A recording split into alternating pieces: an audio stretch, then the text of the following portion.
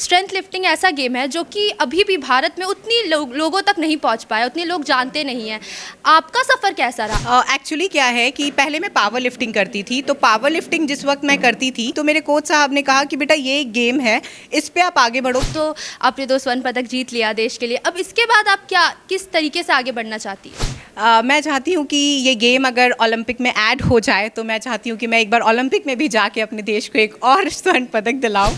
हमने बहुत सारे इंटरव्यूज़ में सुना था, जैसे आपने बोला था कि कोई ज़ीरो से सपोर्ट करे, तो ये ज़ीरो से अभी तो आप हीरो है, तो इसमें आप क्या चाहते हैं कि गवर्नमेंट आपका किस तरीके से सपोर्ट करे? जो गेम मैं खेलती हूँ, झारखंड गवर्नमेंट उसे हमें सपोर्ट नहीं करता है, बट सिक्किम में जो नेशनल प्लेयर होते हैं, इंटरनेशनल प्लेयर होते हैं, उन्हें प्रॉपर रिवॉर्ड, प्रॉपर जॉब, एक प्रशंसा पत्र जिसे कहते हैं गवर्नमेंट की तरफ से मिलता है। मतलब वो लोग राजा की लाइफ जीते। जो एक दुख है ना, वो मुझे बहुत ज़्यादा मतलब तकलीफ़ देता है कि जब वो आते हैं और वो कहते हैं कि अरे ये देखिए ये जर्सी, ये ट्रैक मुझे ना गवर्नमेंट की तरफ से मिला है, ये प्रोटीन मुझे उनके तरफ से मिला। एक्चुअली वो लोग ना पूरा खर्चा उनका उठाते हैं, और जब हम अपने तरफ देखते हैं तो हमें लगता है कि भाई हम क्या कर रहे हैं। तो जब मैं खेलने जा रही थी तो इट वाज लाइक कि पापा कहें किसी से कि हाँ मेरी बेटी खेलने जा रही है, तो उन्होंने तंज कसा कि खेलने थोड़ी जा रही है, वो तो मेडल खरीदने जा रही है। क्यों? क्योंकि खेलने वो तब जाते हैं जब कोई आपको भेजता है, गवर्नमेंट आपको सपोर्ट करती है, कोई पहचानता है। तो इट वाज लाइक कि वो सब मेरे पापा का ही मेहनत है जिसकी वजह से मैं यहाँ तक पहुँची हूँ। तो आप इंस्पिरेशन बन चुकी है। आपके जैसी और भी लड़कियां हैं जो स्पोर्ट्स में आगे बढ़ना चाहती है, कुछ करना चाहती है, तो आप उनके लिए क्या कुछ कहना चाहते हैं? जब मैं खेलने जा रही थी तो मैंने ज़्यादा लोगों को नहीं बताया था कि मैं खेलने जा रही हूँ, क्योंकि होता है ना बता दे फिर नहीं लगा, कुछ नहीं हुआ, तो वो भी एक लोग मतलब मजाक बनाते, तो मैं वो मजाक का पात्र नहीं बनना चाहती थी। मुझे डर भी है, अगर कोई बच्ची मुझे देख करके प्रोत्साहित हो रही है तो मैं डर रही हूँ, क्योंकि एक टाइम मुझे भी ऐसा आया था कि लगता था कि कहीं मैंने कोई गलत रास्ता तो नहीं चुन लिया है। अब सारी बच्चों से यही कहना चाहती हूँ कि आप अपने माता पिता पे भरोसा रखिए। अगर वो कुछ आपको मना कर रहे हैं तो उन्होंने दुनिया देखी है, आप पहले उन्हें देखिए, उनका देखिए कि वो क्यों मना कर रहे हैं। आप अगर उनको लगता है कि कहीं गलत है, आप अपने अंदर सुधार करिए। वो जब भरोसे में आ जाएंगे तो फिर कोई दिक्कत नहीं। और मैं माता पिता से भी यही कहना चाहती हूँ कि आप अपने बच्चों पर भरोसा करिए, समाज बाद में करेगा, पहले आप करिए। जिस दिन आप अपने बच्चों पे भरोसा करने लगेंगे उस दिन समाज भी भरोसा करने लगेगा। नमस्कार, मैं हूँ रिया सिंह, आप देख रहे हैं सोशल संवाद। अभी हम जहाँ मौजूद हैं, हमारे साथ एक ऐसी खिलाड़ी है जिन्होंने ना सिर्फ जमशेदपुर का बल्कि पूरे भारत का नाम रोशन किया है। उन्होंने थाईलैंड में आयोजित विश्व स्ट्रेंथ लिफ्टिंग चैंपियनशिप में 2 स्वर्ण पदक जीत के हमारे भारत का नाम बहुत गर्व से रोशन किया है। स्नेहा कुमारी, पहले तो बहुत बहुत बधाई हो आपको। Thank you. आप अपने बारे में कुछ बताइए, आपको कैसा लग रहा है? मेरा नाम स्नेहा कुमारी है, मैं मानगो में रहने वाली हूँ, और जैसा कि आप जानते हैं कि मैंने देश के लिए 2 पदक जीता है, तो जाहिर सी बात है कि जब देश का तिरंगा कंधे पर रहता है और वो जो क्षण रहता है जिस वक्त आपका नाम पुकारा जाता है, स्नेहा, जब आप नेशनल्स खेलते हो तो आपको कहा जाता है कि स्नेहा झारखंड, और उसके बाद जब आप अंतर्राष्ट्रीय में जाते हो तो स्नेहा इंडिया, जब इंडिया का नाम आपके मतलब आपके लिए कहा जाता है, और उसके बाद वंदे मातरम का जब सॉन्ग बजता है और वो सॉन्ग के साथ जब आप आगे बढ़ते हैं तो वो जो एक क्षण रहता है ना, वो क्षण मैं नहीं भूल सकती। तो वो मेरे माता पिता के लिए, मेरे देशवासियों के लिए, मेरे आस पड़ोस के लिए बहुत गर्व की बात है, जो कि मुझे भी बहुत अच्छा लग रहा है। जब आपको ये दोनों स्वर्ण पदक आपके हाथों में थमाया गया था, तब आपको कैसा महसूस हुआ था? वो मोमेंट को अगर आप डिस्क्राइब कर पाए तो बहुत अच्छा रहेगा। नहीं, एक्चुअली वो मोमेंट मैं नहीं डिस्क्राइब कर सकती, because it was like that कि मेरे को लगा कि पापा जितना मेहनत से मेरे को यहाँ तक भेजे हैं, जो मेहनत मैं की हूँ और जितने मेहनत से मुझे यहाँ तक, चाहे वो मेरे पापा हो, मेरे कोच साहब हो, या फिर मेरे दोस्त लोग हो, जो भी मेरे ऊपर जितना इन्वेस्टमेंट किए हैं, जो टाइम मुझे दिए हैं, मुझे लगा कि ये जीत कर मैंने उन्हें एक रिवॉर्ड दिया है कि हाँ पापा मैंने ये कर लिया। It's like that. बहुत खुशी की बात है। आप ये बताइए कि स्ट्रेंथ लिफ्टिंग ऐसा गेम है जो कि अभी भी भारत में उतनी लोगों तक नहीं पहुंच पाया, उतने लोग जानते नहीं हैं। आपका सफ़र कैसा रहा? आपको इंस्पिरेशन कहाँ से मिली स्ट्रेंथ लिफ्टिंग के लिए कि हाँ यही वो खेल है जिसमें मुझे आगे बढ़ना चाहिए? एक्चुअली क्या है कि पहले मैं पावर लिफ्टिंग करती थी, तो पावर लिफ्टिंग जिस वक्त मैं करती थी तो मेरे जो कोच साहब हैं उन्होंने कहा, एक्चुअली पावर लिफ्टिंग में ना बहुत सारा फेडरेशन है, PI है, WPC है, और भी बहुत सारा फेडरेशन है।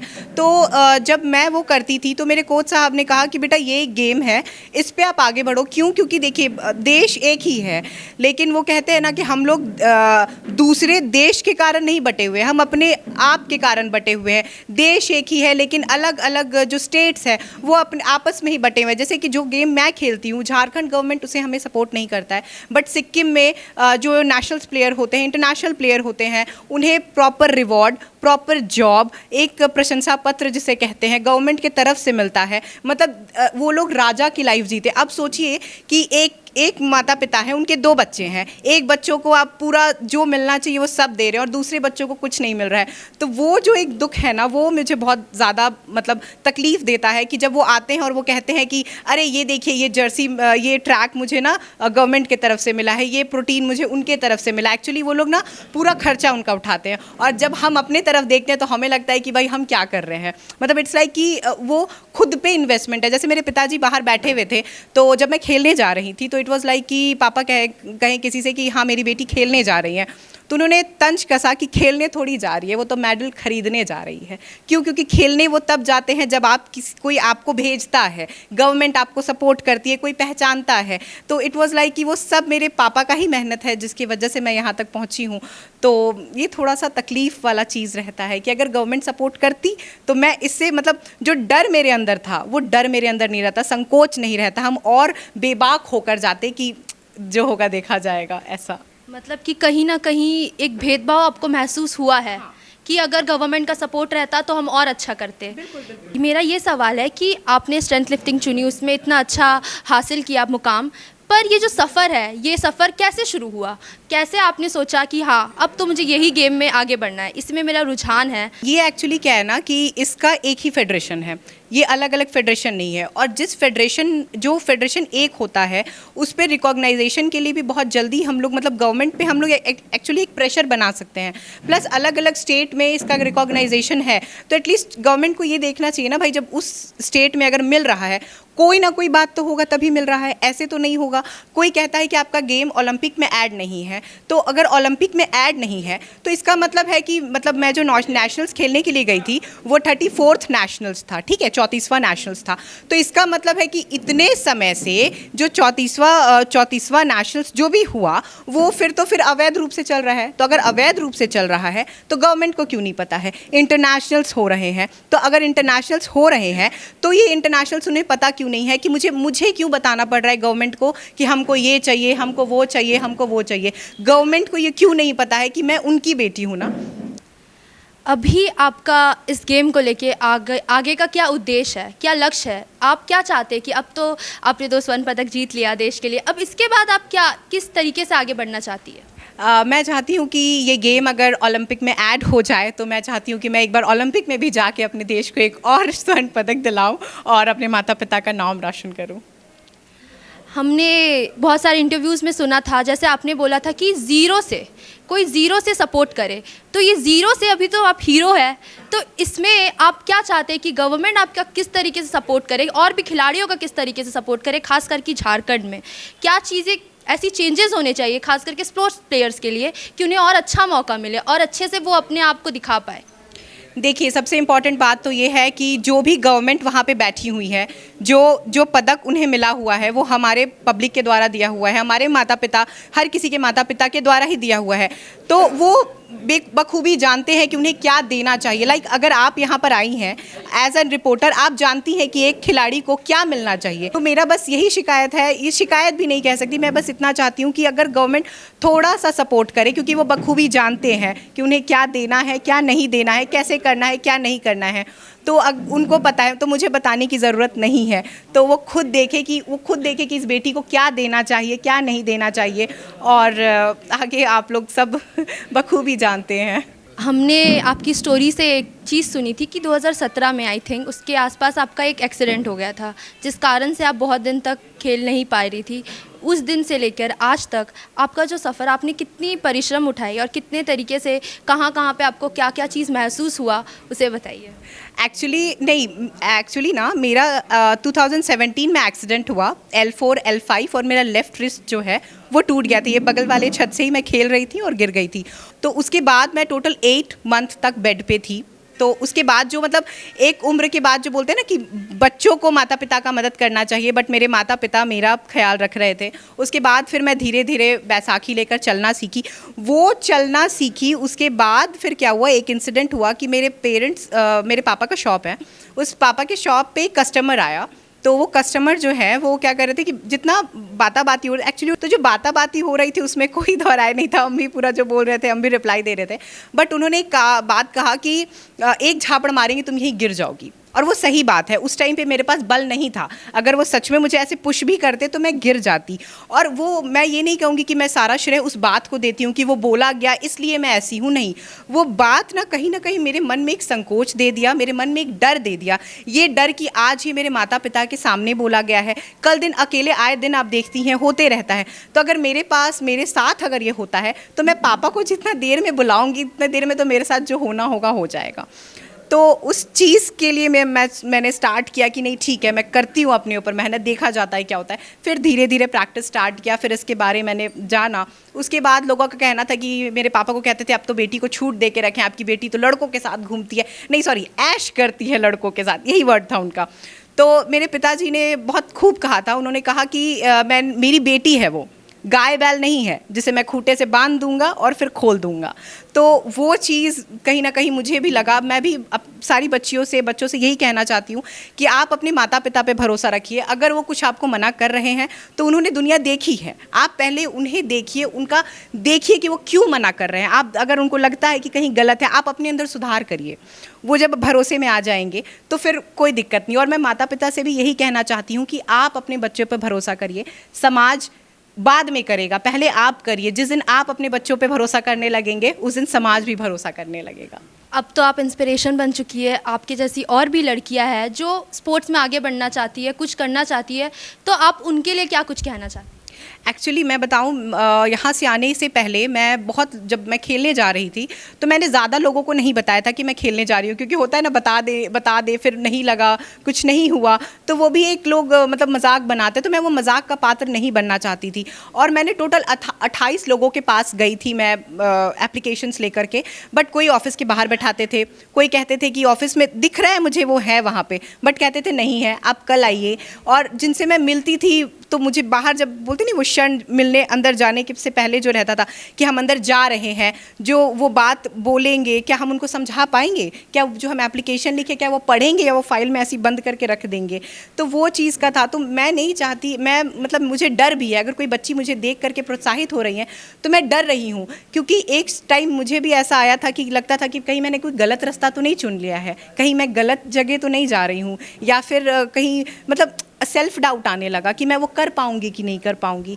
तो अगर मुझे देखकर बच्चियां प्रोत्साहित हो रही हैं तो मैं नहीं चाहती कि जो चीज़ मैं झेली हूँ वो बच्चियां झेलें। तो इसलिए मैं चाहती हूँ कि अगर गवर्नमेंट थोड़ा सा भी एटलीस्ट सपोर्ट करे हमें, तो मैं क्या, मेरे जैसी और लाखों बच्चियाँ हैं जो रेडी है कि बस एक बार गवर्नमेंट बोले तो हाँ, फिर देखिए हम लोग कैसे अपना जलवा दिखाते हैं।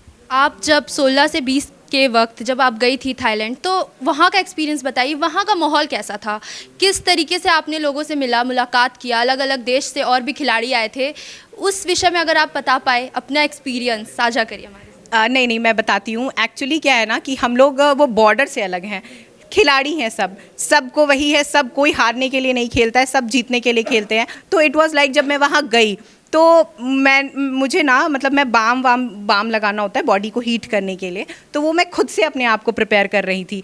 तो कुछ प्लेयर जो हैं श्रीलंका से हैं, पाकिस्तान से कुछ प्लेयर थे, रशिया से कुछ प्लेयर थे, और भी बहुत सारे देशों से प्लेयर थे, नेपाल से थे।